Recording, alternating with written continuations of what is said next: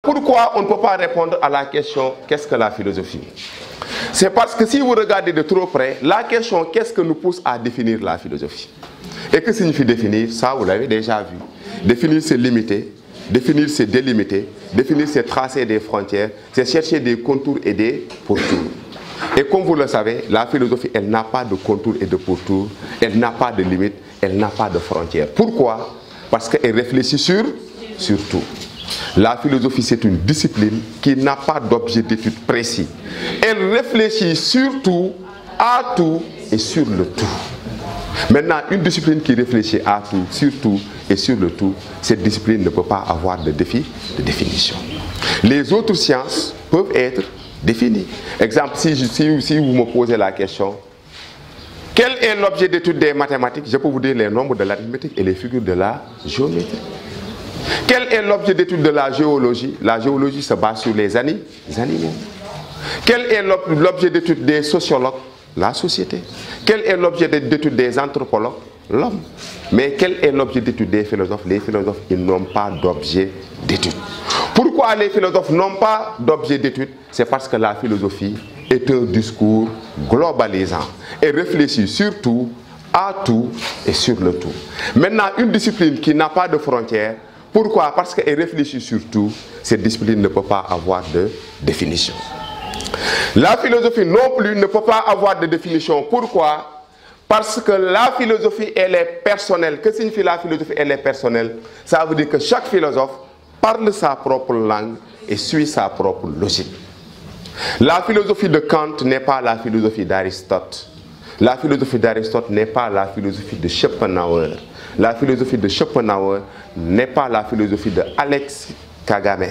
La philosophie de Alex Kagame n'est pas la philosophie de Chamalenga. Donc à partir de là, on sous-entend quoi? On sous-entend que donc chacun a sa manière de philosopher. Donc chacun a sa manière de philosopher. Ceci peut nous pousser à dire que donc chacun aura sa définition. Raison pour laquelle la philosophie est faite de philosophies qui s'opposent les unes des autres. Pourquoi? Parce qu'il y a plusieurs définitions. Chacun a sa manière de définir la philosophie. Exemple, lorsqu'on avait posé à Platon, Platon, qu'est-ce que la philosophie? Platon dit, philosopher, c'est apprendre à mourir. On avait posé cette même question à qui? À peut-être Descartes. Qu'est-ce que la philosophie? Descartes dit, la philosophie, c'est l'étude de la sagesse. Par la sagesse, on n'entend pas seulement la prudence dans les affaires, mais une parfaite connaissance de toutes les choses que l'homme peut savoir, tant pour la conduite de sa vie que pour la conservation de sa santé et l'invention de tous les arts. Cette même question à Aristote, le philosophe est celui qui possède, dans la mesure du possible, la totalité des connaissances. À partir de là, on sous-entend que donc chacun aura sa manière de définir la philosophie. S'il en est ainsi, on ne peut pas trouver une définition. Est-ce que vous comprenez? On ne peut pas non plus trouver une définition en philosophie. C'est parce que la philosophie aussi ne se base pas sur consensus. C'est pour cela Aristote dit, c'est Aristote, les philosophes ne sont d'accord que sur leur désaccord. Si les philosophes ne sont d'accord que sur leur désaccord, on ne pourra pas parler d'une définition qui marquera l'accord des esprits. C'est impossible. Ça aussi, c'est un point qui nous empêche de définir la philosophie. Un autre point qui nous empêche de définir la philosophie, c'est parce que la philosophie, elle est relative. Comme disait Hegel, toute philosophie est fille de son époque. À partir de là, comme on n'a pas les mêmes époques, on ne peut pas avoir les mêmes définitions. Si je vous rappelle ces points, c'est parce que vous pouvez avoir un sujet là-dessus. En philo, il ne faut rien laisser en rade. On peut vous donner des sujets dans n'importe quelle partie. Exemple, les points qui nous montrent qu'on ne peut pas définir la philosophie, vous pouvez avoir un sujet là-dessus. Exemple, si je vous donnais ce sujet, la philosophie échappe-t-elle à toute capturation définitionnelle? La philosophie échappe-t-elle à toute capturation définitionnelle? Donc, là, si vous voulez argumenter, vous êtes obligé de montrer les points qui nous empêchent de donner une définition. Ça, c'est évident. Est-ce que vous avez compris?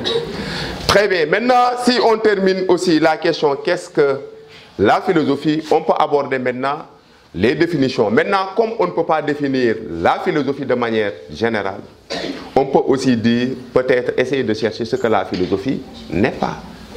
Et si je vous posais la question, la philosophie n'est pas quoi? La philosophie n'est pas une science. Pourquoi la philosophie n'est pas une science?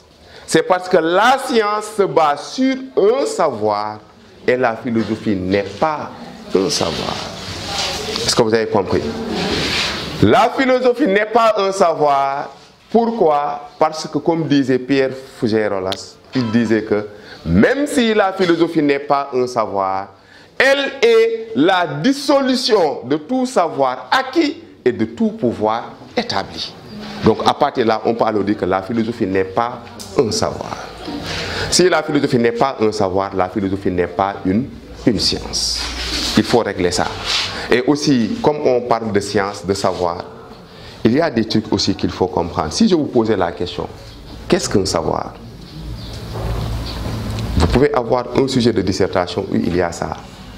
Savoir, ça veut dire quoi? Savoir, c'est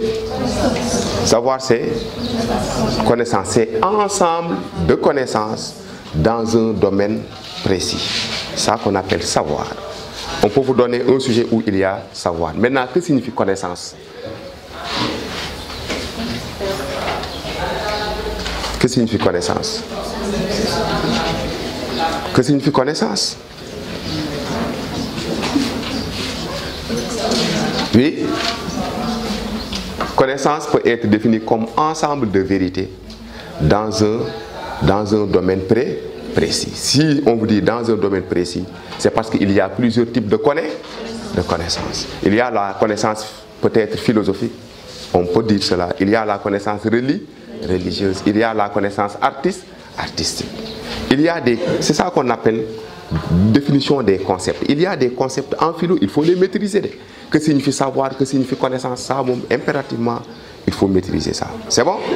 Donc, la philosophie n'est pas une science parce que la science se base sur un savoir et la philosophie n'est pas un savoir. À part la science aussi, la philosophie n'est pas une religion. Pourquoi la philosophie n'est pas une religion? C'est parce qu'on sait que la religion repose sur des vérités dogmatiques. Et la philosophie, elle est anti-dogmatique. Pourquoi la philosophie, elle est anti-dogmatique? C'est parce qu'elle est essentiellement critique. Or, la religion n'admet pas la critique. Dans la religion, si vous dites Dieu est grand, les religieux, ils vont dire est-ce que Dieu est grand? Mais Dieu est grand, tu poses la question, est-ce que réellement, est-ce que ça, on n'est plus religieux? Donc à partir de là, on peut alors dire que donc, la philosophie n'est pas une religion. Parce que la religion repose sur des vérités dogmatiques et la philosophie, elle est anti-dogmatique. Et que signifie dogmatique? Dogmatique, ça signifie une vérité absolue.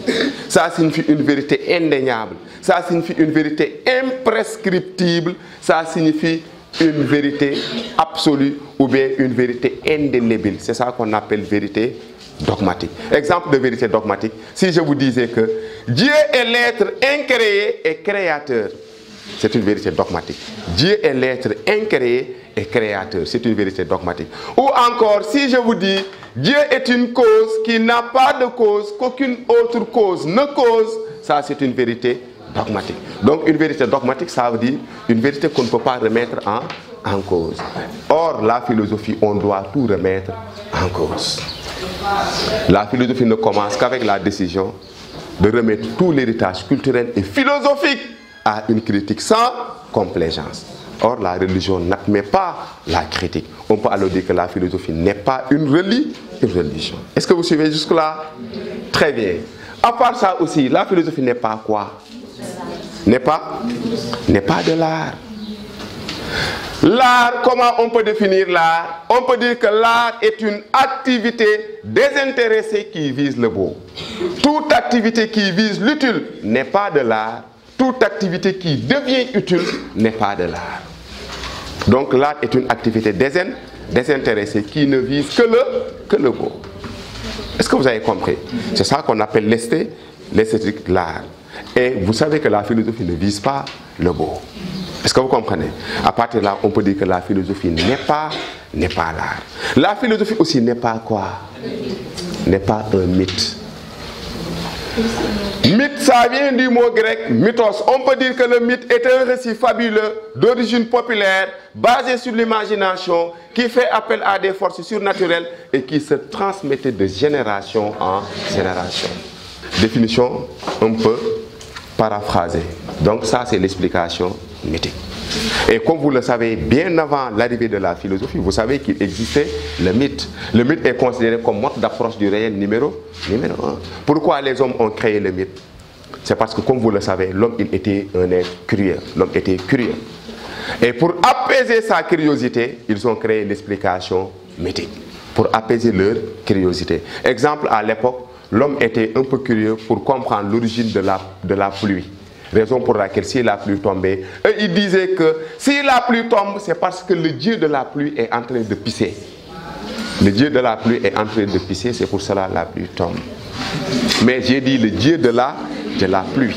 Donc c'est dans ce sens-là. Et comment il expliquait les tempêtes, vent, etc. Il disait que s'il y a le vent, c'est parce que le dieu du vent est en colère. Et le dieu du vent, on l'appelait Éole. Éole est en colère, c'est pour cela qu'il y a tempête. C'est ça qu'on appelle un peu l'explication mythique. Raison pour laquelle, si on posait la question, qu'est-ce qui caractérise l'explication mythique? Vous dites que l'explication mythique est caractérisée par l'imagination.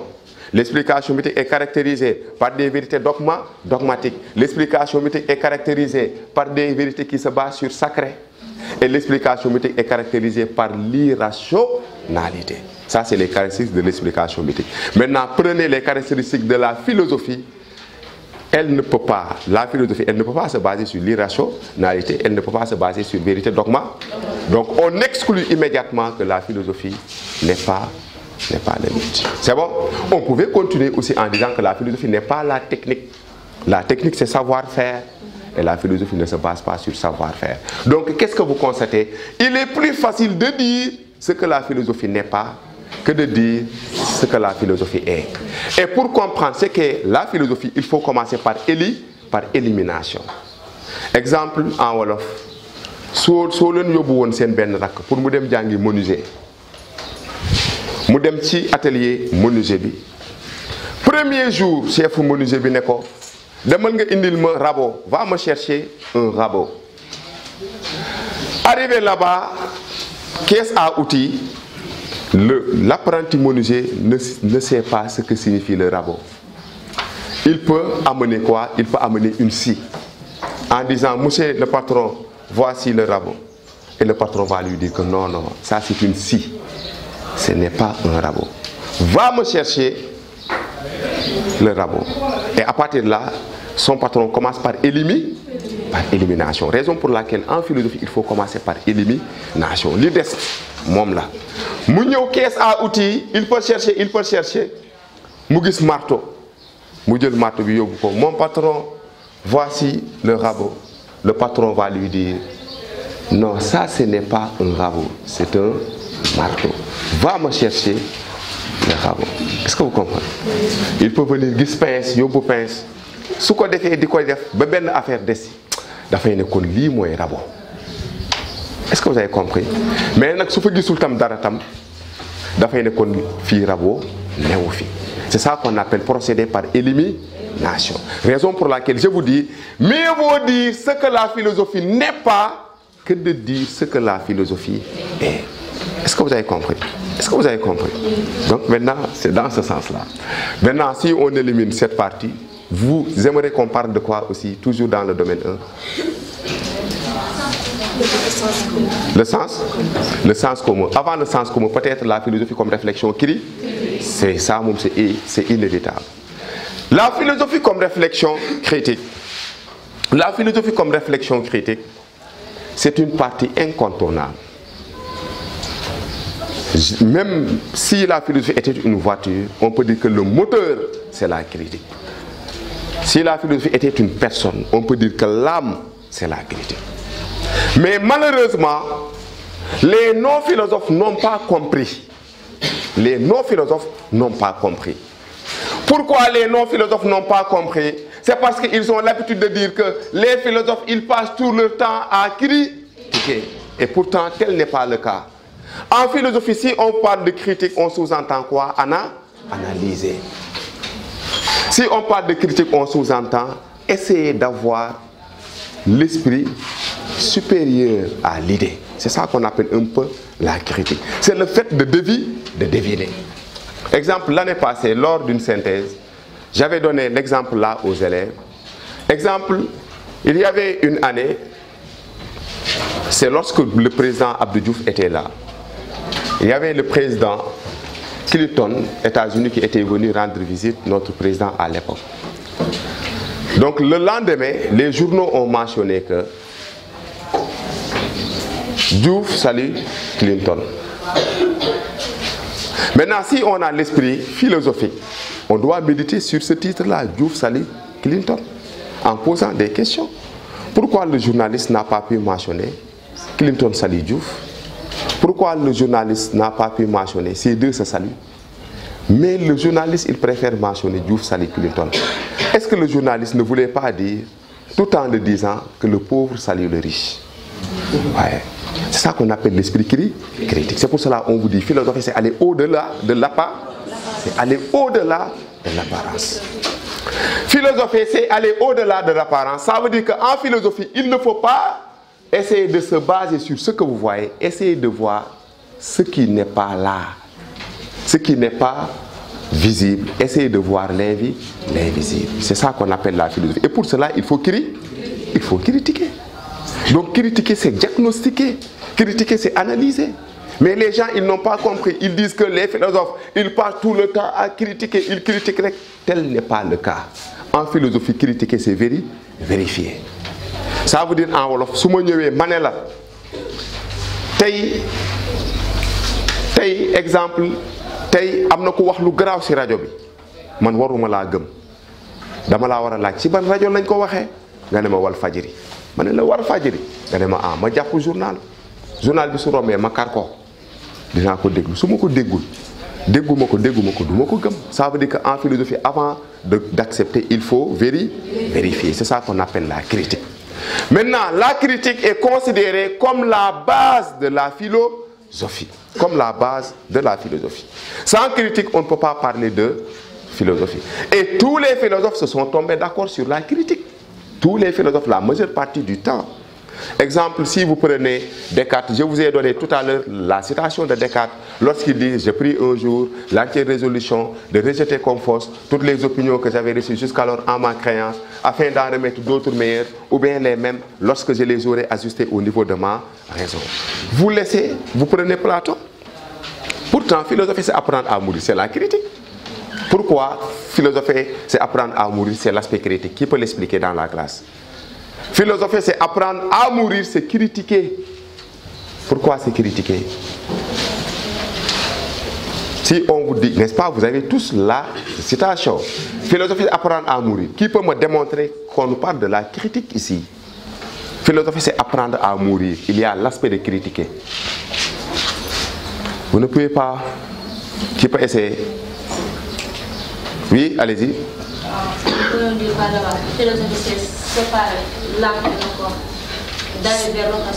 Oui, c'est le fait de séparer l'âme et le corps.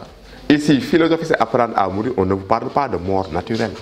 On vous parle ici de séparation entre l'âme et le corps. Pourquoi? Parce que la vie du corps engendre la mort de l'âme et la vie de l'âme engendre la mort du corps. Mieux vaut mourir au corps que de mourir dans l'âme. N'est-ce pas? Vous comprenez? Maintenant, apprendre à mourir, c'est le fait de ne pas accepter le corps. Et le fait de ne pas accepter, c'est nier, c'est critiquer. Est-ce que vous avez compris? Donc, apprendre à mourir, c'est critiquer. Vous laissez ça, vous prenez qui? Vous prenez aussi Jankelevitch, lorsqu'il disait que philosopher, c'est se comporter à l'égard du monde comme si rien ne va de soi. Ça aussi, c'est critiquer. Mais ici, il y a l'étonnement. Il y a l'étonnement. Exemple, si je vous donnais ce sujet. Philosopher, c'est se comporter à l'égard du monde comme si rien ne va de soi. Qu'en pensez-vous? Pour argumenter, vous avez besoin de convoquer l'étonnement et la critique. Si rien ne va de soi, par force, il y aura l'étonnement. Est-ce que vous avez compris? Ça aussi, la citation de Jankélévitch, il y a l'étonnement et il y a la critique. Vous laissez cette citation, vous prenez, si vous voulez, Bertrand Russell. Dès que nous commençons à philosopher, nous constatons que même les choses les plus ordinaires de la vie quotidienne nous posent des problèmes auxquels on ne trouve que des réponses très incomplètes. Il y a l'aspect critique. Donc si vous regardez de trop près, on peut alors dire que la critique, c'est la base de la philosophie.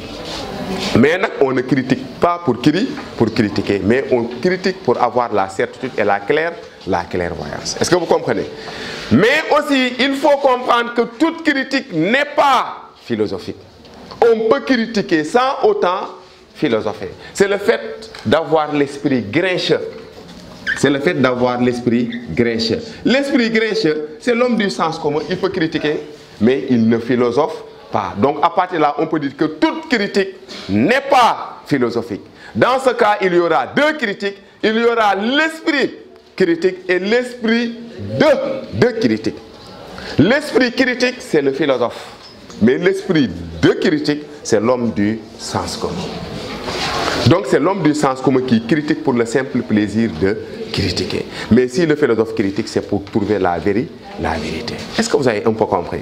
Donc toute critique n'est pas philosophique. On peut critiquer sans philosopher. Donc c'est ce qu'il faut retenir par rapport à la critique. Mais toujours, comprenez que critiquer, c'est vérifier. C'est comme si je vous donne mon sac, je vous dis, je vous confie mon sac, je dois partir à Dakar. Si vous êtes philosophe, vous allez lui dire d'ouvrir le sac et vous allez voir tout ce qui est à l'intérieur. C'est plus sûr. C'est ça qu'on appelle vérifier, c'est critiquer. Maintenant, si je vous donne le sac et vous ne me dites absolument rien, de retour, je peux vous dire que dans mon sac, il y avait 500 000. Et à partir de là, tu n'auras pas d'excuses. Donc, raison pour laquelle dans la vie, il faut avoir l'esprit philosophique. Avant d'accepter, il faut vérifier. À part l'esprit critique aussi, surtout cette partie aussi, elle est importante, c'est la recherche perpétuelle. Surtout cette partie. La majeure partie du temps, parfois, si on vous donne un sujet, si la thèse est critique, si vous voulez, vous pouvez nuancer en parlant de la recherche perpétuelle. Que signifie la recherche perpétuelle? Ça veut dire que philosophie, c'est chercher à épuiser l'inépuisable. Philosophie, c'est chercher à épuiser l'inépuisable. Philosophie, si wolof, amul yemukai. Philosophie, amul fumu yem. La recherche perpétuelle. C'est dans ce sens que Karl Jasper disait, qui peut me rappeler la citation où il parle de route? Qui peut me rappeler Karl Jasper un peu fort? Les questions et chaque réponse. Très bien. Philosopher, c'est être en route. Les questions sont plus essentielles que les réponses et chaque réponse devient une nouvelle question. On sous-entend quête perpétuelle. C'est pour cela qu'on vous dit, le philosophe, il est un pèlerin éternel de la vérité. Un pèlerin éternel de la vérité. Ça veut dire que donc, le philosophe, il cherche sans arrêt. C'est pour cela aussi, on peut vous dire, philosopher, c'est chercher à épuiser l'inépuisable. L'inépuisable, ça veut dire ce qu'on ne peut pas épuiser. Le philosophe, il marche comme ça. Est-ce que vous avez compris? Maintenant, pourquoi? Parce qu'en philosophie, chaque réponse engendre une nouvelle question. En philosophie, il n'y aura jamais d'arrêt. C'est ça qu'on appelle une recherche perpétuelle. Est-ce que vous comprenez? À part recherche perpétuelle aussi, de manière résumée, il faut aussi comprendre la totalité. On peut vous donner un sujet peut-être où on parle de la philosophie comme connaissance de la totalité. Et pour comprendre la philosophie comme connaissance de la totalité, convoquez l'histoire de la philosophie. Qui est l'inventeur du mot philosophie? Pythagore. Est-ce que vous savez que Pythagore, il était un omniscient? Pythagore, il était un astronome. Pythagore, il était un musicien. Pythagore, il était un grand mathématicien avec le théorème de Pythagore. Donc l'inventeur du mot philosophie était un omniscient. Ça montre quoi? Ça montre que la philosophie elle-même se base sur la totalité. Donc convoquez l'histoire pour montrer cela. Après l'histoire, prenez la philosophie, toujours l'histoire. à l'époque, c'était la philosophie qui englobait toutes les sciences. D'ailleurs, c'est pour cela, la philosophie, on l'appelait la mère des sciences. Ou encore, on l'appelait la philosophie comme connaissance encyclopédique. Oui? C'est pour cela qu'il disait que nul n'entre ici s'il n'est géomètre. Très bien, c'est pour cela, après la mort de Socrate, Platon avait fondé son école qu'on appelait académie et Aristote son école qu'on appelait le lycée. Mais comme vous le savez, Platon et Aristote ne défendaient pas les mêmes positions. Raison pour laquelle Aristote, il est un empiriste, Platon, il est un idéaliste. Est-ce que vous avez compris? Platon, il est un idéaliste, Aristote, il est un empiriste. Même si vous voulez regarder leurs photos, Platon, il fait ça, Aristote comme ça. Là, c'est l'intelligibilité, ça, c'est la sensibilité. Aristote, il valorise la sensibilité, Platon, il valorise l'au-delà. Le monde supra-sensible. Maintenant, raison pour laquelle, après la mort d'Aristote, ces deux se sont séparés. Et Platon a fondé son école qu'on appelle académie et Aristote le lycée. Et au fronton de l'académie, devant l'entrée, on avait mentionné que nul n'entre ici s'il n'est géomètre. Nul n'entre ici s'il n'est géomètre. Platon, il voulait montrer quoi? Il voulait montrer que philosophie et science sont ensemble et doivent marcher la main dans la main. Et d'ailleurs, même j'ai l'habitude de dire à mes élèves de S, vous devez aimer la philosophie plus que les élèves de L. Pourquoi? Parce que vous, les élèves de S, la philosophie, c'est votre domaine. Et l'histoire n'a pas retenu un philosophe qui n'était pas un scientifique. J'ai dit un philosophe qui n'était pas un scientifique. Prenez Thalès. Mais Thalès, il est qui? Il est le patron de la philosophie. Thalès, il est le patron de la philosophie. C'est avec Thalès qu'on a commencé à parler de la critique. C'est avec Thalès qu'on a commencé à parler d'école philosophique. Qui était le premier à tourner le dos à l'explication mythique? Thalès. Qui était le premier à développer la critique? Thalès. Pourquoi a développé la critique Thalès? Parce que Thalès, il disait quoi? Il disait que l'eau est la base de toute chose. Toute chose provient de l'eau et s'en nourrit. N'est-ce pas? Et ces deux disciples qui étaient Anaximandre et Anaximène, pourtant ils soutenaient le contraire. Anaximandre, il soutenait quoi? Anaximandre, il soutenait quoi? Anaximandre, il soutenait quoi? L'infini ou la paix. Et Anaximène, il soutenait l'air. Pourtant, ils ont critiqué leur maître. C'est à partir de là qu'on commence à parler de la critique. C'est pour cela qu'on vous dit, en philosophie, la meilleure manière de rendre la monnaie à son maître, c'est de le critiquer. Et cela a démarré avec Thalès. Et pourtant, aujourd'hui, si vous posez la question, qui est Thalès? On va vous dire le théorème de Thalès, les rapports, triangles, etc. Pourtant, il est le patron de la philosophie. Vous prenez Pythagore, il est l'inventeur. C'est pour vous montrer que donc, la philosophie était la connaissance de la totalité, ou bien la totalité de la connaissance. Est-ce que vous avez compris? Ça, c'est intéressant. N'est-ce pas? Vous comprenez? Vous voulez dire quoi? Oui? Donc, est-ce qu'il est possible de dépenser son maître? Parce qu'on nous a dit souvent que chaque philosophe de pensée, comment critiquer son maître pour le dépenser. Très bien. Vous tous dans la classe, vous devez dépasser vos professeurs.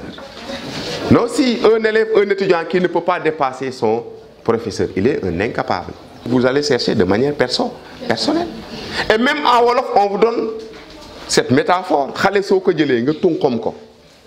Pourtant, yow yaa ko may mu gis lépp mais mi ngi gis loo xam ne yow gisoo ko. Vrai ou faux? Mais c'est une vérité absolue. Xale soo ko tegee fii dina gis loo xam ne yow gisoo ko. Donc raison pour laquelle tout élève doit dépasser son maître. Tous les élèves qui sont là, mes élèves, vous devez me dépasser de loin.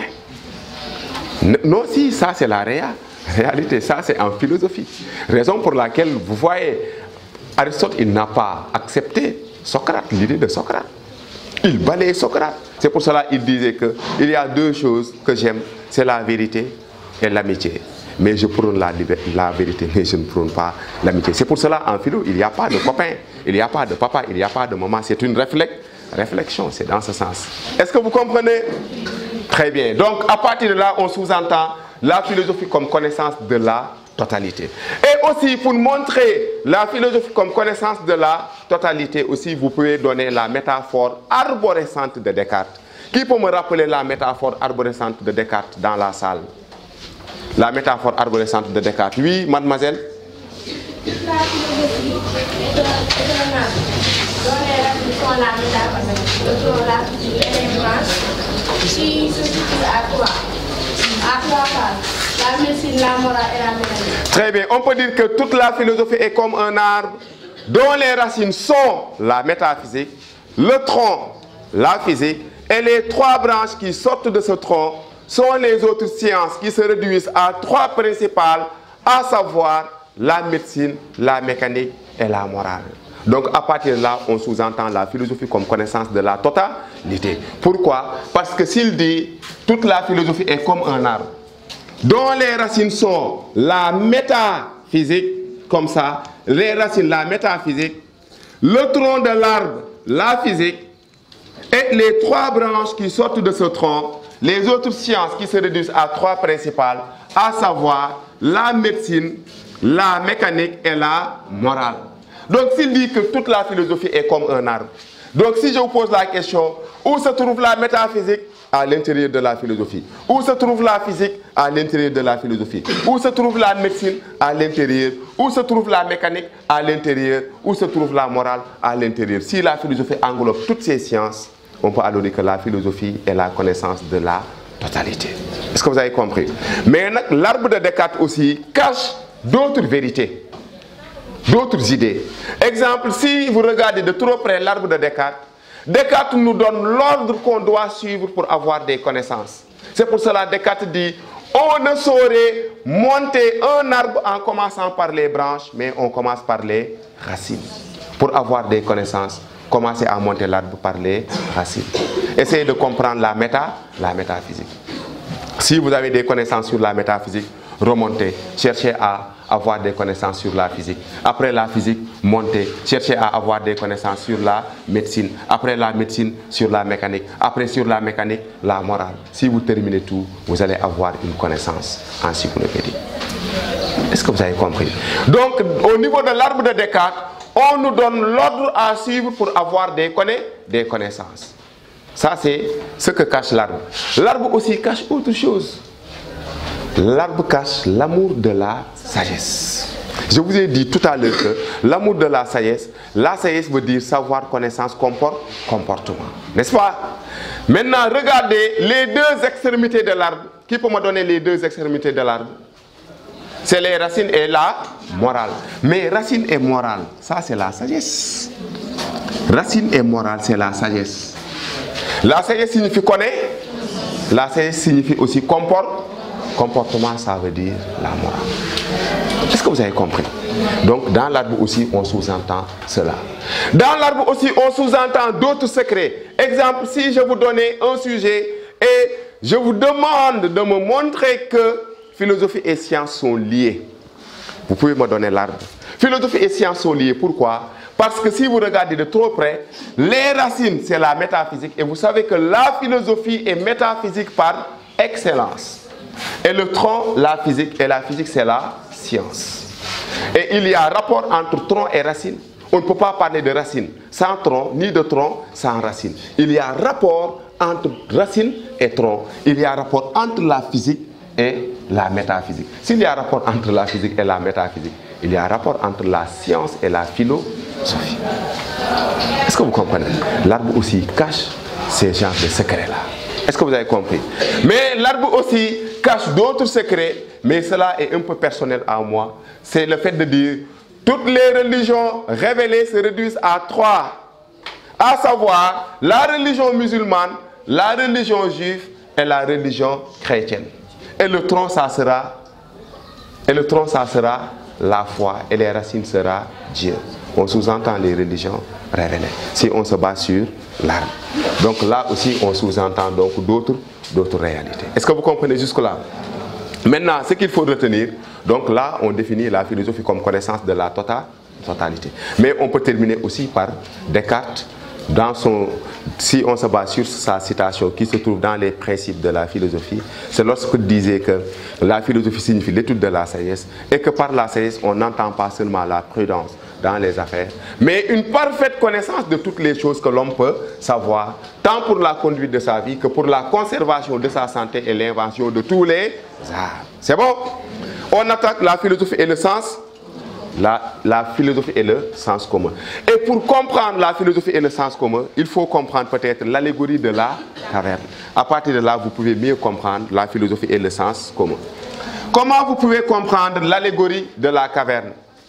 Platon nous dit, vous suivez, ça c'est une grotte. On peut l'appeler grotte, on peut l'appeler demeure souterraine.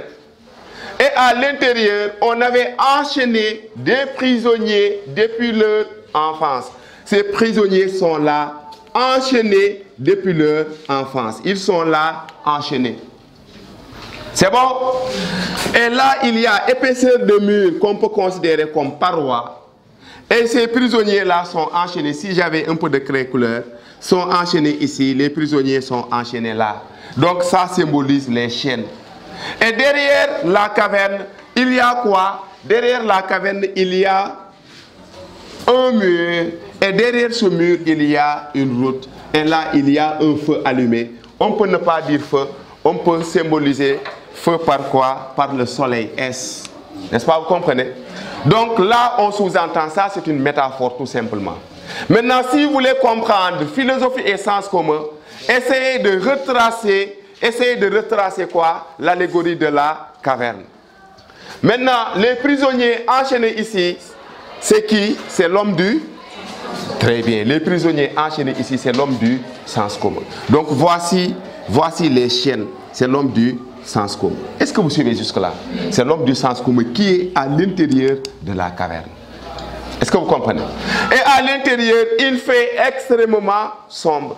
Mais certes, il y a la lumière, mais il fait extrêmement sombre. Est-ce que vous comprenez? Et dans la caverne, la seule connaissance qu'on peut avoir, c'est la connaissance sensible. Que signifie la connaissance sensible? Que signifie la connaissance sensible? C'est la connaissance que nous donne nos sens. C'est la connaissance que nous donne nos sens. Entre parenthèses, retenez que Dieu nous a donné 3 facultés pour avoir des connaissances. 3 facultés. Et les 3 facultés, on doit les utiliser. Quelles sont les 3 facultés pour avoir des connaissances? Les sens, la raison et la foi. Écoutez très bien. Les sens, la raison et la foi. Il y a des vérités, la raison ne peut pas les trouver. Vous ne le savez pas. La raison a des limites. Exemple, si on est là, n'est-ce pas? Nous sommes tous là, en classe, à l'école. Si quelqu'un débarquait tout de suite en nous disant qu'il y a un accident derrière la route, il y a un accident sur la route, qu'est-ce qui peut nous permettre d'avoir une connaissance par rapport à l'accident? C'est le fait de sortir et aller voir. Sauf fi nekkee di philosophie doo ci am benn xam-xam. Soo fi nekkee di gëm lan ngay gëm foofu amul gëm. Est-ce que vous avez compris ce que je veux dire? Donc à partir de là, vous êtes obligé de sortir et aller regarder. Et si vous regardez, vous voyez il y a accident, vous dites que ah, ça c'est accident. Qu'est-ce qui nous a permis d'avoir cette connaissance? Les sens. Est-ce que vous avez compris? Maintenant, il y a des connaissances, nos sens ne vont pas intervenir, c'est la raison. Et il y a des connaissances, la raison ne va pas intervenir, ça sera la foi. C'est pour cela quand il dit, j'ai dû abolir la raison pour faire place à la foi, au niveau de la métaphysique. C'est parce qu'il veut montrer que la métaphysique, ce n'est pas domaine de la raison, c'est domaine de la foi. Est-ce que vous comprenez? Donc, c'est les sens qui m'ont un peu excité à vous parler de tout ça. On reprend. Maintenant, là, on sous-entend l'allégorie de la caverne. Donc, les prisonniers symbolisent qui? L'homme du sens commun. Et les chaînes symbolisent quoi? Il y avait une année, on avait donné ce sujet à l'examen bac. La philosophie nous délivre-t-elle de nos chaînes? Si on vous avait expliqué rapport entre philosophie et l'homme du sens commun à travers cette métaphore qu'on appelle l'allégorie de la caverne, vous allez comprendre les chaînes. C'est pour cela, moi, j'ai l'habitude pour la leçon philosophie et sens commun de démarrer par ça pour que l'élève puisse comprendre. Ici, les chaînes symbolisent quoi? Oui? Très bien, ça signifie la tradition. Mais chaîne avec S, à part tradition, ça signifie les convictions. Ça signifie nos croyances. Ça signifie nos habitudes. Ça signifie les préjugés. Ça signifie aussi les interdictions qui n'ont pas de fondement. Les interdictions qui n'ont pas de fondement. Dans notre société, on nous dit quoi? Il ne faut pas parler de celle la nuit. Voyez, ça c'est interdiction sans fondement. Il ne faut pas parler de serpent la nuit. Ça c'est sans fondement. Il ne faut pas parler de singe la nuit. Je me rappelle, il ne faut pas parler de serpent la nuit. Nos parents nous disaient que si vous dites Diane la nuit, il faut dire Paka Yanki, Dias Yanki, Maintenant, vous voyez ça. Maintenant, ça, c'était un peu extraordinaire. Donc, ici, on expliquait le rapport entre le philosophe et l'homme du sens commun. Et je vous ai dit tantôt que l'homme du sens commun, on sous-entend les non-philosophes. Ça veut dire ceux qui ne sont pas des philosophes. Maintenant, pour comprendre l'homme du sens commun, rapport entre philosophie et l'homme du sens commun, il faut se baser sur l'allégorie de la caverne. Et l'allégorie de la caverne, ça se trouve dans le livre 7 de la République. N'est-ce pas? Donc je reprends, ça c'est une demeure souterraine. Et à l'intérieur, on avait enchaîné des prisonniers depuis leur enfance. Et derrière la caverne, il y a un mur. Et derrière ce mur, il y a une route. Et là, il y a le soleil ou un feu allumé. Donc ça, c'est une explication un peu imagée, tout simplement. Maintenant, les prisonniers enchaînés à l'intérieur de la caverne symbolisent l'homme du sens commun. On sous-entend le non-philosophe. Et les chaînes symbolisent la tradition, symbolisent les préjugés, symbolisent les opinions, symbolisent les interdictions qui n'ont pas de fondement. Maintenant, et ces gens-là, ils vivent dans l'obscurité. Et en plus aussi, la seule connaissance que ces prisonniers peuvent avoir, c'est la connaissance sensible. Et comme vous le savez, la connaissance sensible n'est pas une vraie connaissance. Pourquoi? Parce que les sens nous trompent. Si les sens nous trompent Descartes, si les sens nous trompent quelquefois, pourquoi pas toujours? Donc il ne faut pas se fier des connaissances sensibles. Donc raison pour laquelle si on vous dit que l'homme du sens commun est guidé par les sensations, l'homme du sens commun est guidé par la tradition, c'est parce que ça, l'homme du sens commun, il évolue à l'intérieur de la caverne. Maintenant, Platon dit, si on force un prisonnier à sortir de la caverne, si on le dit, lève-toi, ce prisonnier va se lever avec beaucoup de difficultés. Pourquoi? Parce qu'il était immobile. Et si on pousse ce prisonnier à sortir de la caverne, en marchant, il va traîner ses pieds. Pourquoi? Parce que là, on sous-entend les douleurs qu'on ressent en philosophant. Est-ce que vous suivez jusque-là? Maintenant, si ce prisonnier marche en faisant des efforts, arrivé ici devant la porte, automatiquement, qu'est-ce qui va se passer? Il était dans l'obscurité. Arrivé devant la porte, la lumière du jour va éblouir ses yeux. Est-ce que vous comprenez? C'est pour cela qu'on a l'habitude de dire que s'étonner, la philosophie n'a pas d'autre origine. La lumière qui éblouit ses yeux va lui pousser à poser des questions. D'où vient cela? Ça c'est clair. Ça vient d'où? Il commence l'étonnement. Maintenant, c'est l'étonnement qui va lui pousser à sortir de la caverne. Et s'il sort de la caverne, il va marcher comme un étranger. C'est pour cela qu'on vous dit que le philosophe, il se comporte comme un étranger dans le monde. Et l'homme du sens commun, il se comporte comme quelqu'un qui est habitué. Le philosophe, en marchant, il fait comme ça. Pourquoi? Parce que pour le philosophe, rien n'est clair. Pour le philosophe, tout est problème. Pour le philosophe, les idées bien faites sont toujours mal faites. Pour le philosophe, il n'existe pas d'évidence. Pour le philosophe, le monde est énigmatique et le monde est incompréhensible. Mais tel n'est pas le cas pour l'homme du sens commun. L'homme du sens commun, il marche à l'aise, comme si rien n'était. Pourquoi? Parce que pour l'homme du sens commun, tout est clair. Pour l'homme du sens commun, le monde est gouverné par des évidences. Pour l'homme du sens commun, on n'a pas besoin de poser de questions. Est-ce que vous comprenez? Ça, c'est comportement des philosophes et comportement de l'homme du sens commun. Maintenant, donc, le philosophe, il va se comporter comme un étranger. Il marche tout en posant des questions, en posant des questions, en posant des questions. Maintenant, s'il marche, arrivé là, comme ici, vous suivez, c'est la route, on sous-entend, il y a des gens, ils font des va-et-vient.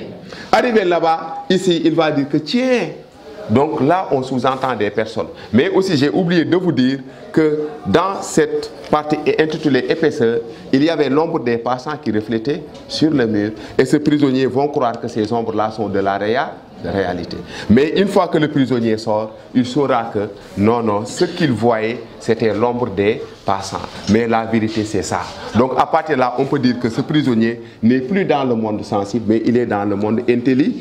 Il est dans le monde intelligible. Donc le monde intelligible, ça symbolise l'extérieur et le monde sensible symbolise l'intériorité. Donc à partir de là, on peut dire que le philosophe, il évolue dans un monde qu'on appelle le monde intelligible. Et l'homme du sens commun, il évolue dans un monde qu'on appelle le monde sensible. C'est pour cela, le philosophe, il est quoi? Il est considéré comme un fou par l'homme du sens commun. Pourquoi? Parce qu'il évolue dans le monde intelligible.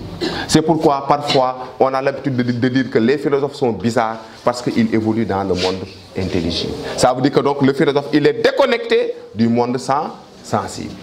Mais l'homme du sens commun, il évolue dans le monde qu'on appelle le monde sensible. Et la seule connaissance que l'homme du sens commun peut avoir, c'est la connaissance sensible. Or, la connaissance sensible n'est pas une vraie connaissance. Maintenant, la connaissance intelligible, c'est la vraie connaissance. C'est pour cela que Platon dit, pour trouver la vérité, impérativement, il faut quitter le monde sensible pour accéder au monde intelligible. Est-ce que vous avez un peu compris?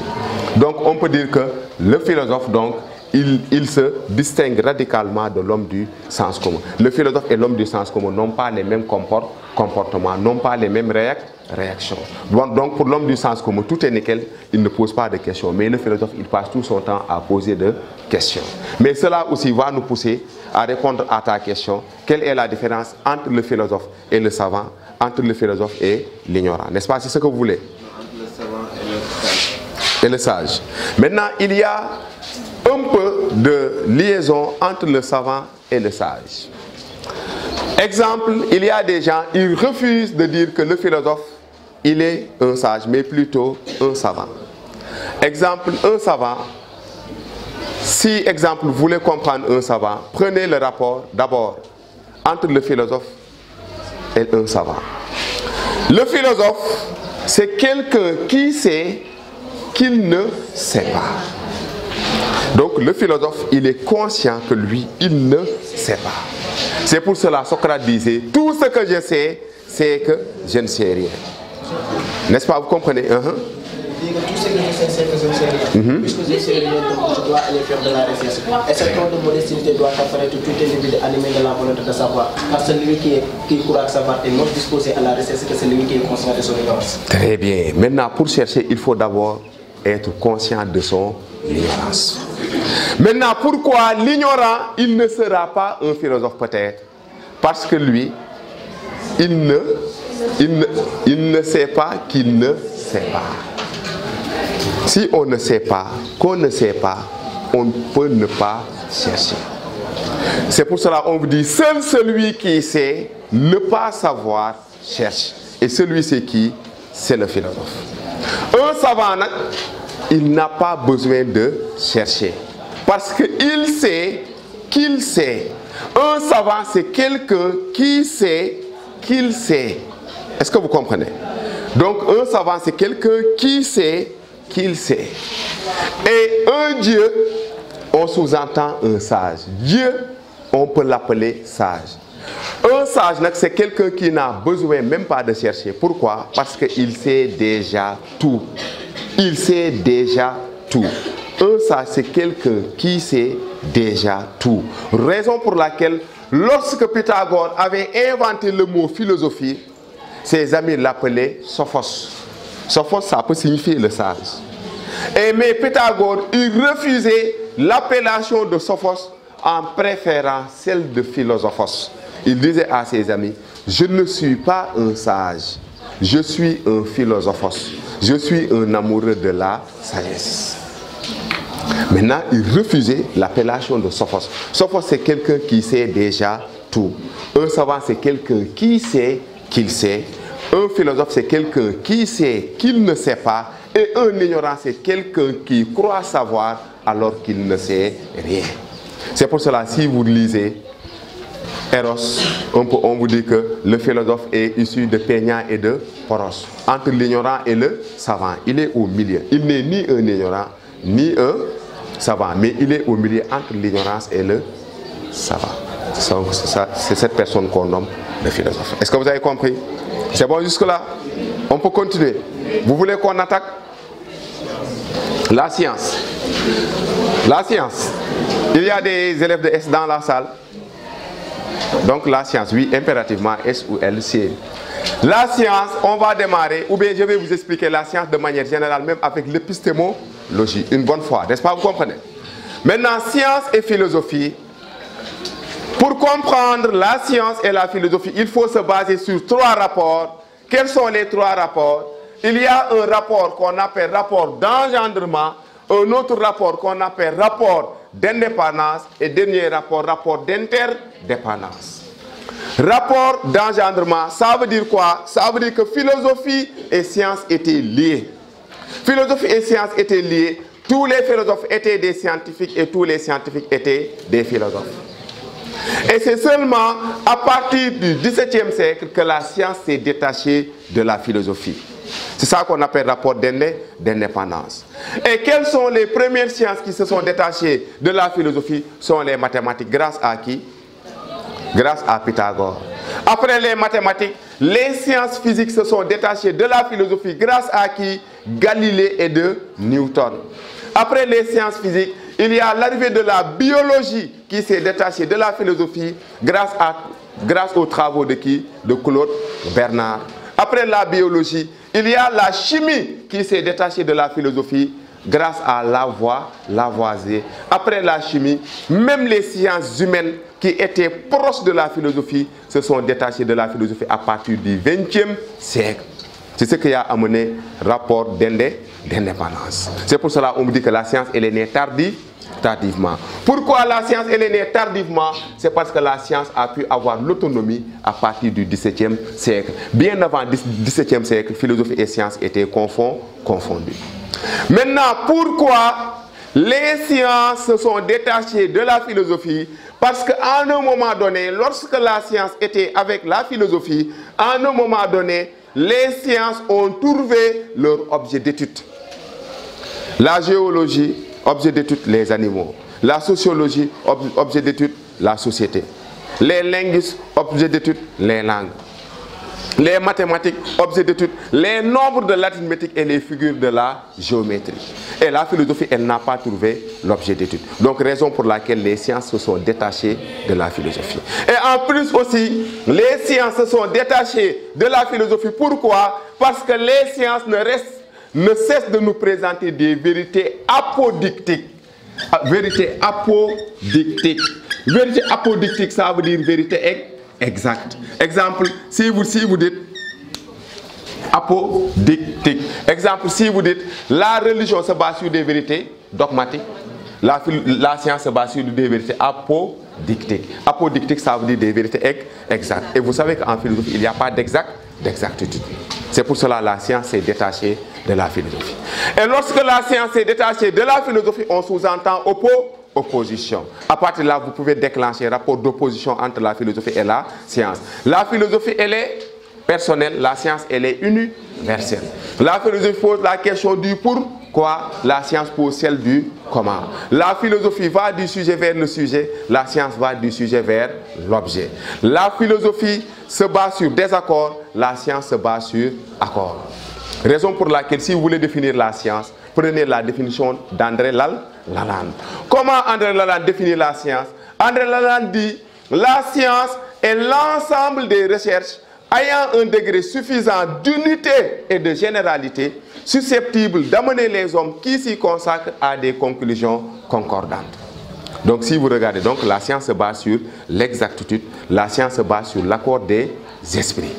Ou encore, si on vous demande quelles sont les caractéristiques de la science, vous pouvez dire que la science, c'est amour.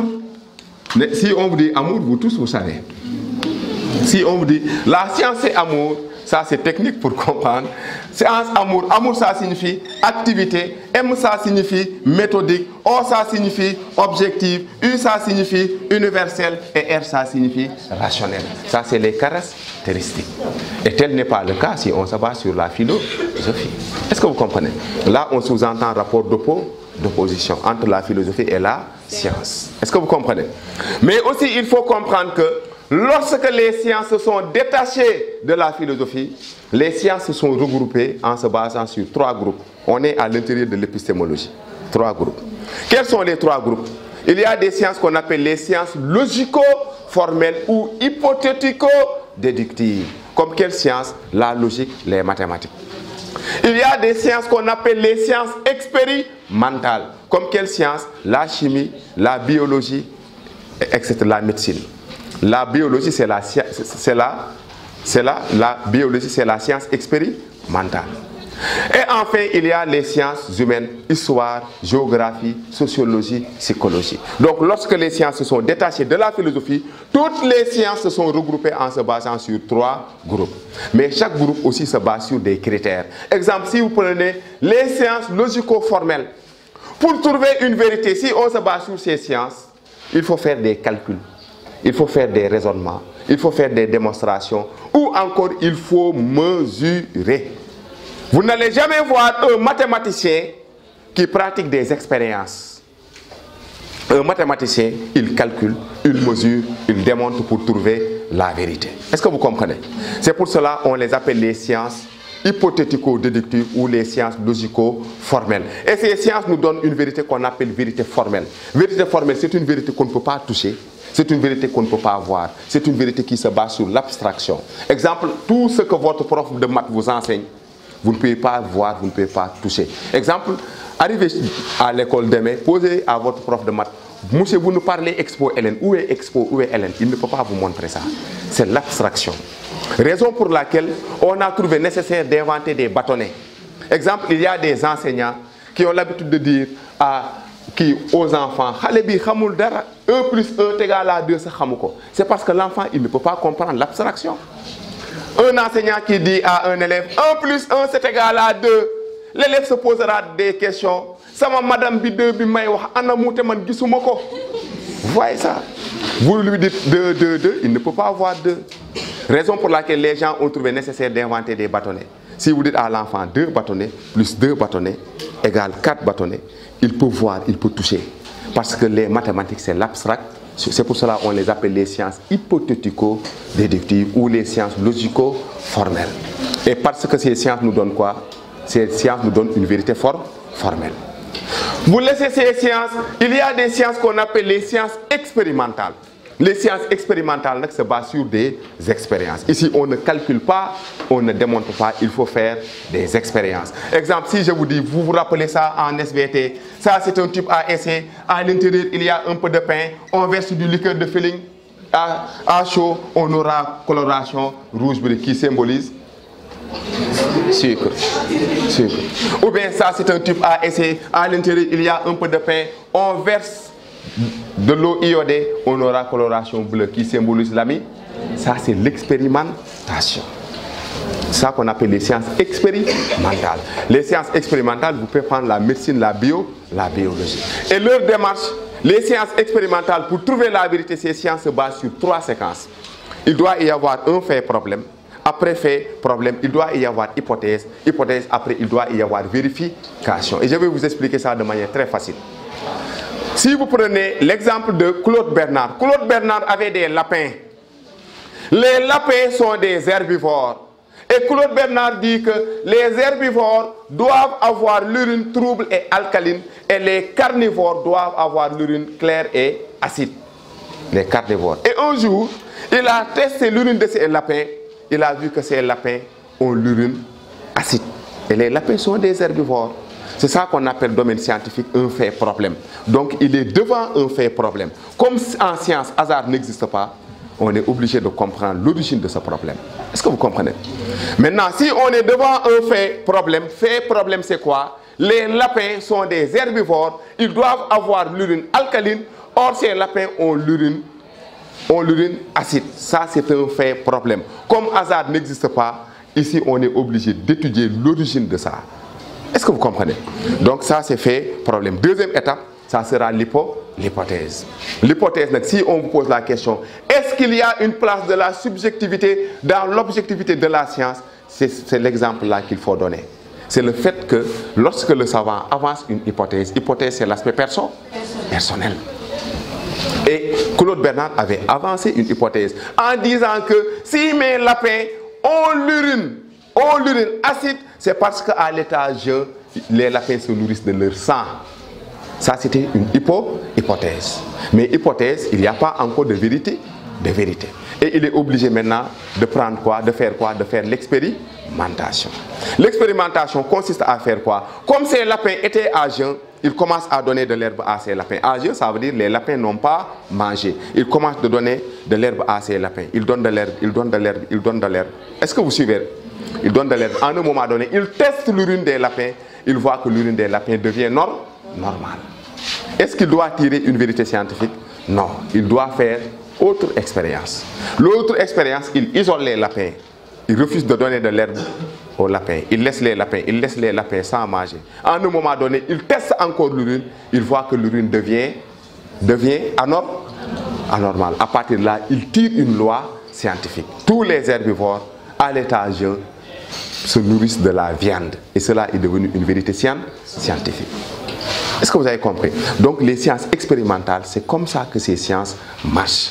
Sciences expérimentales, 3 étapes: fait, problème, hypothèse, vérification de l'hypothèse. Est-ce que vous comprenez? Maintenant, ça reste les sciences humaines.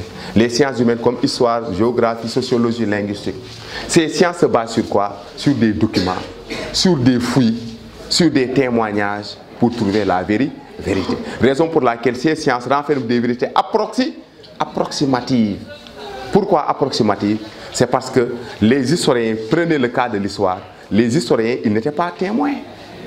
L'histoire, exemple, un historien, un prof d'histoire qui est né en 1978, il veut expliquer des événements qui s'étaient passés en 1796. Est-ce qu'il y aura l'objectivité pure? C'est la raison pour laquelle parfois les sciences humaines sont un peu critiquées. Et si le prof explique, c'est comme s'il était là-bas. Regardez vos profs d'histoire, comment ils expliquent la guerre mondiale. On lançait roquettes, ils planquaient, l'autre revendiquait, etc. Et pourtant, eux, ils n'étaient pas là-bas. Donc maintenant, dans ce sens, est-ce qu'il y a quoi? Est-ce qu'il y a carrément ce qu'on appelle l'objectivité? Donc, raison pour laquelle il y a des gens, ils critiquent un peu cela. N'est-ce pas? Vous comprenez jusque-là? Donc, c'est ça qu'on appelle un peu démarche.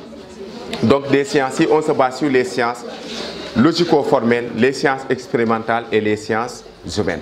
Maintenant, ça, c'était l'épistémologie. Maintenant, on retourne un peu sur la philosophie et la science. Donc, après séparation entre la philosophie et la philosophie aussi ne pouvait pas laisser seule la science. Parce que, comme vous le savez, la science laissée à elle-même, elle est dangereuse. Pourquoi, selon vous, la science laissée à elle-même, elle est dangereuse? Pourquoi? Qui peut répondre? Vous levez la main. Pourquoi la science laissée à elle-même, elle est dangereuse? Oui, là-bas? Hein? C'est parce que la science se base sur neutralité axiologique. La science n'a rien à voir avec la morale. N'est-ce pas? Vous comprenez? Et pour montrer que la science laissée à elle-même, elle est dangereuse, c'est ce qui a poussé François Rabelais à dire « science sans conscience ». Pour montrer que la science laissée à elle-même, elle est dangereuse, c'est ce qui a poussé Henri Bergson à dire « la science a besoin d'un supplément d'âme ». Laissée à elle-même, elle est dangereuse, c'est ce qui a poussé Albert Einstein à dire « tout notre progrès technologique dont on chante les louanges, le cœur même de cette civilisation est comme une hache de guerre dans la main d'un criminel ». Donc, s'il compare la technologie à une hache de guerre dans la main d'un criminel, donc à partir de là, donc, on peut alors dire que la science laissée à elle-même, elle est dangereuse. Donc, s'il en est ainsi, on peut alors dire quoi? On peut alors dire que la science laissée à elle-même, elle est dangereuse. Maintenant, si on pose la question, pourquoi la science laissée à elle-même, elle est dangereuse? C'est parce que la science est à l'origine des retombées négatives. Qui peut me donner des retombées négatives, des côtés négatifs de la science? Oui? Bombe atomique. Il y a bombe atomique. Il y a aussi... Il y a... les trafics d'organes. Aujourd'hui même, c'est l'actualité. Aujourd'hui, le corps de l'homme se vend en pièces détachées. Si vous voulez cœur, tu peux négocier tout de suite et avoir un cœur, rein, etc. Maintenant, à partir de là, on sous-entend que donc c'est catastrophique. Non, vous ne le savez pas. Le corps de l'homme se vend en pièces détachées. Si vous voulez cœur, tu négocies, rein, tu négocies. Les gens, ils vont vendre ça bon prix. Il y a des gens capables de vendre ces gens. Mais c'est la science qui est à l'origine. Si le corps de l'homme se vend en pièces détachées, il y a un problème. L'homme est digne de respect. À part ça aussi, il y a là-bas, surtout ça, avortement médicalisé. Surtout ça, avortement. Surtout ça. Et moi, je me dis que même si l'enfant est issu de l'inceste, on ne doit pas abroger la vie de l'enfant. Il n'y a pas quelque chose qui peut nous pousser à tuer et à dire que le fait de tuer est acceptable. Non, on ne doit pas tuer. Peut-être l'État pouvait faire autre chose, mais tuer même c'est autre chose. Et aussi, il y a quel aussi point négatif? Criminalité au niveau de l'Internet. C'est tout ça, criminalité au niveau de l'Internet. Ouais. Ou bien même prenez l'Internet. L'Internet tout court, pas de criminalité, même l'Internet tout court. Aujourd'hui, l'Internet est en train de diviser les gens. Non, si. Imaginez aujourd'hui ce qui se passe. Parfois, à la descente, chacun est dans sa chambre en train de connecter. Et dans la maison, il y a silence de cathédrale. Chacun est dans sa chambre. Vous pensez qu'ici, il n'y a personne. Et chacun est en train de connecter. À un moment donné, il y aura l'animosité. C'est pour cela aujourd'hui, les frères n'aiment pas les sœurs n'aiment pas les frères, les grands frères n'aiment pas les petits frères. Pourquoi? Parce qu'ils n'ont pas chaleur de sociabilité. Il y a éloignement. Et cela est dû à quoi? Très bien. Chacun est dans sa chambre en train de connecter. Ça, c'est les dangers. Regardez, ce qui est intéressant, c'est quoi? Après la descente, vous regroupez, quelqu'un prépare du thé à côté, vous parlez, vous bavardez. Ça, c'est beau. Des frères et des sœurs qui parlent jusqu'à rire, etc. Mais ça, c'est beau. Ça renforce les liens. Mais raison pour laquelle aujourd'hui, il y a des frères qui n'aiment pas leurs sœurs. Cela est dû à quoi? À l'Internet. Et ça, c'est catastrophique. Et les gens, non, si, c'est dangereux. Et aujourd'hui même, regardez, aujourd'hui aussi, les jeux là. Les jeux ont tendance à figer l'intelligence de nos enfants. Surtout les jeux. Exemple, personne ne doit pas se concentrer sur un jeu à l'intervalle de 2 heures de temps. À l'époque, prenez les élèves à l'époque. Mais vous leur dites 83 multiplié par 6 divisé par 3. Il suffit de fermer les yeux. S'ils ouvrent les yeux, ils vont vous donner le résultat. Mais cette génération, si vous le dites 83 multiplié par 2 divisé par... S'ils ferment les yeux, ils ne vont plus ouvrir les yeux. Maintenant, à partir de là, on sous-entend quoi? Donc, la machine a figé l'intelligence. Maintenant, c'est dans ce sens-là. Et tout ça, vous suivez, et tout ça, ça fait partie de quoi vous pensez? Ça fait partie des dangers de la science. Aujourd'hui, regardez, il y a quoi? Vente d'ovules et d'sperme. J'ai dit vente d'ovules et d'sperme. On doit dire halte à la science. Et aujourd'hui aussi, regardez, il y a quoi? Aujourd'hui, stérilité, ça n'existe plus. N'importe quelle femme peut avoir d'enfants. Raison pour laquelle on vous dit, l'enfant n'est plus un don, l'enfant est devenu un dû. N'importe quelle femme peut se lever le matin de très bonne heure en disant que s'il ne plaît pas à l'être transcendant Dieu, je vais avoir un enfant. Et elle aura un enfant. La science est là. Vous ne le savez pas. Et aujourd'hui même, nous tous, on peut choisir le sexe de notre futur bébé. Vous ne le savez pas? Si. On peut choisir le sexe de notre futur bébé. Et il y a des gens, une fois à l'hôpital, le médecin est là. Le médecin leur demande, qu'est-ce que vous voulez? Ils sont là en train de penser, ouais, les filles, elles sont un peu capricieuses. Docteur, garçon. Maintenant, vous voyez ça. Et maintenant, le docteur fera de telle sorte que donc, il aura un garçon. Maintenant, c'est dans ce sens-là. Maintenant, donc, vous voyez. Donc, à partir de là, on sous-entend quoi? On sous-entend que donc, la science, elle est horrible. Donc, raison pour laquelle, vous suivez, raison pour laquelle le rôle de la philosophie, c'est de conscientiser la science. Pourquoi? Parce que la science laissée à elle-même, elle est dangereuse. Et ce n'est pas du hasard si Rostand disait la science a fait de nous des dieux avant que nous méritions d'être des hommes. Ce n'est pas du hasard s'il dit que la science a fait de nous des dieux avant que nous méritions d'être des hommes. Ou encore, ce n'est pas du hasard si on dit que si la science avance, Dieu recule. Si la science avance, Dieu recule. Et aujourd'hui, Dieu est en train de reculer. Regardez les résultats scientifiques aujourd'hui. Regardez les résultats scientifiques. Mais cela n'empêche aussi, la science renferme des côtés négatifs. Donc, raison pour laquelle, si vous voulez introduire la philosophie à l'intérieur de la science, il faut montrer que le rôle de la philosophie, c'est de conscientiser la science. Parce que la science laissée à elle-même, elle est dangereuse. Pourquoi conscientiser la science? C'est parce que la science se base sur neutralité axiologique. Est-ce que vous avez un peu compris? C'est parce que la science se base sur neutralité axiologique. Donc le rôle de la philosophie, c'est le fait de moraliser la science. Le fait de dire halte à la science. Mais aussi, tout n'est pas négatif si on se base sur la science. La science aussi, quoi qu'on puisse dire, il faut reconnaître cela. La science a des côtés positifs. Grâce à la science, on a la naissance d'une famille en heure. Ventilateur, climatiseur, réfrigérateur, adaptateur, écouteur.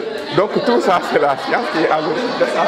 Donc c'est ce qu'il faut comprendre par rapport à la philosophie et la science. Mais aussi, il faut comprendre que si on vous parle de retombées négatives, c'est la technoscience. C'est la technoscience qui est à l'origine des retombées négatives.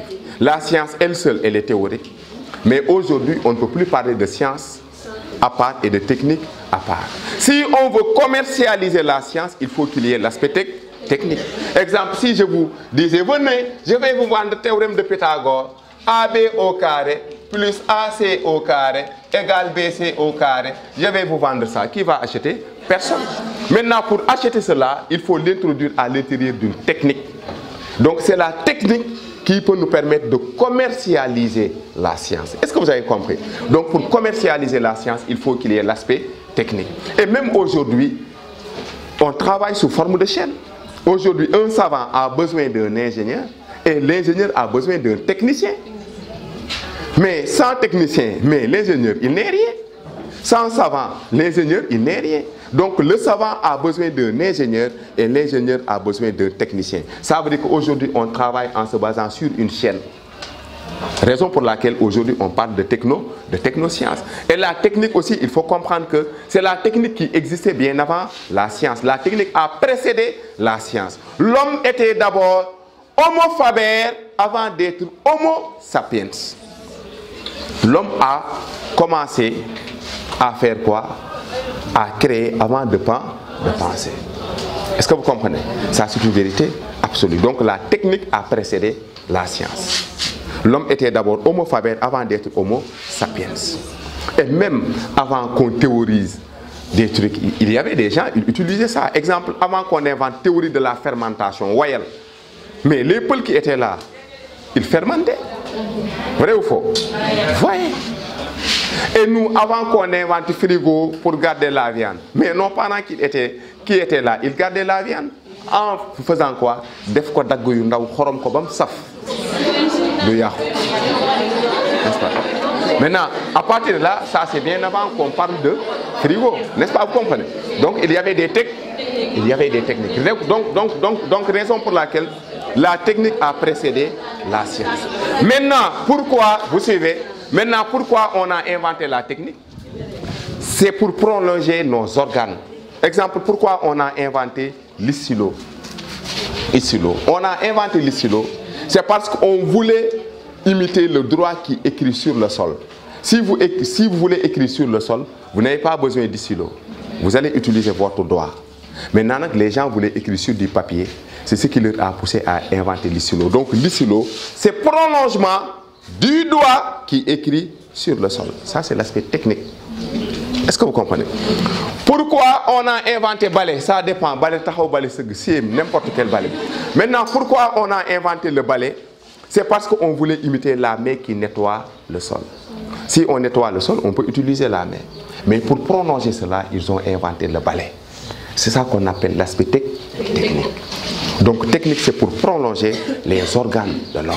C'est pour cela qu'on a inventé l'aspect technique. Mais il faut comprendre que si on parle de retombées négatives, c'est la technique qui renferme les retombées négatives. Mais la science théorique peut ne pas être dangereuse, mais c'est l'aspect technique. Est-ce que vous avez compris? C'est bon jusque-là? Autre chose, oui? Donc, encore, ça veut à travers vos explications, donc nous pouvons dire que la philosophie et la science étaient en couple heureuse, comme le mariage, le divorce et la réconciliation. Très bien, on peut résumer ça comme ça, mariage, divorce, réconciliation. Mariage, vous n'êtes pas là, en wolof. Chaque jour, sur les bras dessous, bras dessous. Allez chercher, allez acheter des bananes, cueillir des fleurs. Maintenant, à un moment donné, vous voyez, il y a divorce. Et lorsqu'il y avait divorce, Khastébi, comment c'est nous? Comme ça, vous avez dit que vous avez faute, vous avez dara muno ko ne ko yow togal fi di wax rek goor ñi ñu am fayda lañ mais yow ku ñak fayda. Maintenant c'est ça qu'on appelle la science dit à la philosophie. Philosophie, toi tu es inutile, tu es purement théorique, tu ne peux pas rien créer. Et la philosophie dit à la science, toi tu es dangereuse, toi tu crées des bombes, etc. etc. N'est-ce pas? Est-ce que vous comprenez? Maintenant ça c'est bien. Maintenant après nak mu am benn pas bu baax bu nekk ci koñ fu xoté ko rek mu ñaw yow yaay pas bi très bien. Maintenant après pas bi ñëw boole leen ñëw ci philo ne philo science nim la bëggé science yow rek lay waxtaane ñëw ci science philo de la bëgg ba su la xalaatee sax jooy rek ñoom ñaar bi ñu gisantee rek lëngaat ça qu'on appelle réconciliation. Donc c'est pour montrer les rapports, ça c'est bien médité, les rapports entre la philosophie et la science. C'est bon? Autre chose? Oui, la religion. Oui, la religion, philosophie et religion. Maintenant là, il faut définir la philosophie et définir la religion. Et aussi, il ne faut pas oublier que à chaque fois, si on vous donne un sujet, il faut définir les mots en se basant sur leur contexte. Exemple, je ne peux pas vous donner philosophie et religion. Vous me dites la philosophie est forme de spiritualité. Il n'y aura pas de rapport avec la religion. Donc toujours, il faut définir les mots en se basant sur leur contexte. Maintenant, qu'est-ce que la philosophie? Je pense qu'actuellement, vous tous, vous avez des définitions en tête. En philo, il y a des définitions, ça doit exister a priori et non a posteriori. Ça veut dire que ces définitions doivent exister là. Si on vous donne un sujet, il ne faut pas une définition, on ne cherche pas, ça doit exister. Exemple, si on pose la question, qu'est-ce que la philosophie? Toujours, n'affirmez pas. Il faut toujours nuancer. Vous dites la philosophie peut être définie. Ça, je pense que vous comprenez. Il ne faut jamais dire la philosophie se définit. Il faut dire la philosophie peut être définie. Vous pouvez dire la philosophie peut être définie comme une réflexion qui a comme fondement la raison, comme démarche la critique et pour objectif la sagesse. Ça c'est une définition. La philosophie peut être définie comme une réflexion qui a comme fondement la raison, comme démarche la critique et pour objectif viser la sagesse. Si vous voulez aussi, vous pouvez dire la philosophie est une réflexion, peut être définie comme une réflexion critique, personnelle, rationnelle, ouverte à la discussion et à la remise en question. Ça, c'est une définition. Si vous voulez aussi, vous pouvez dire la philosophie peut être définie comme une entreprise faite de doutes, d'étonnement et de remise en question. Ça, c'est une définition. Est-ce que vous avez compris? Maintenant, que signifie la religion? Religion, ça vient de deux mots. Religare et religere. Religare, relier, religere, rattacher. La religion relie et rattache les hommes vers un être supérieur qu'on appelle Dieu. Ou bien même, vous pouvez prendre l'étymologie religieux, qui signifie quoi? Vénération, adoration. C'est ça qu'on appelle la religion de manière générale. Mais le problème ici, il faut comprendre que monothéisme, c'est une religion. Polythéisme, c'est une religion. Fétichisme même, c'est une religion. Il y a des gens, si vous le dites religion, ils pensent que c'est la religion chrétienne et la religion musulmane. Polythéisme, c'est une religion. Monothéisme, c'est une religion. Fétichisme, c'est une religion. On sous-entend religion. Même si je crois à un arbre, si 3 personnes croient à un arbre, c'est une religion. Est-ce que vous savez pourquoi? Parce que c'est l'étymologie. C'est un lien entre l'homme et le divin. C'est un lien entre l'homme et un être super. Moi, je peux diviniser un arbre. Ça, c'est une religion. Il ne faut pas seulement penser que c'est la religion chrétienne et la religion musulmane. Est-ce que vous avez compris? Si vous terminez de définir les deux, maintenant, il faut montrer que d'une part, philosophie et religion, de manière résumée, ne peuvent pas aller ensemble. D'une part. Pourquoi ces deux ne peuvent pas aller ensemble? C'est parce que pour le philosophe, la raison est au-dessus de tout. Mais pour le religieux, c'est la foi qui est au-dessus de tout. Est-ce que vous comprenez? Pour le philosophe, la raison est au-dessus de tout.